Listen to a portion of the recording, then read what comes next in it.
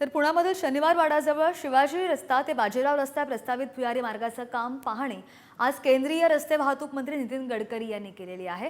रस्ता नॅशनल अथॉरिटीकडे असल्यामुळे केंद्राची मंजुरी आवश्यक आहे आणि याच संदर्भातला राज्य सरकारकडे प्रस्ताव देण्यात आलेला असून सार्वजनिक बांधकाम विभाग त्याचा आराखडा तयार करणार आहे।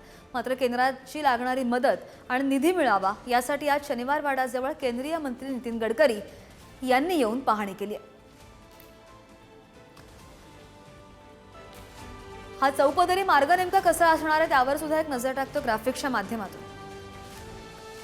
शिवाजी रस्ता बाजीराव रस्त्यावरील वाहतूक कोंडी टाळण्याचा प्रयत्न असेल। 2.5 किलोमीटर लांबीचा तर 4 पदरी भुयारी मार्ग प्रस्तावित करण्यात आला आहे। शनिवार वाडा ते स्वारगेट आणि सारसबाग ते शनिवार वाडा असा हा रस्ता असेल। 22 मीटर म्हणजेच 72 फूट जमिनीखालून हा रस्ता तयार करण्यात येणार। रुंद आणि दुहेरी भुयारी मार्ग करण्याची नागरिकांची मागणी आहे। राष्ट्रीय महामार्ग 4 अंतर्गत आल्यामुळे केंद्राच्या निधीची अपेक्षा सुद्धा आहे।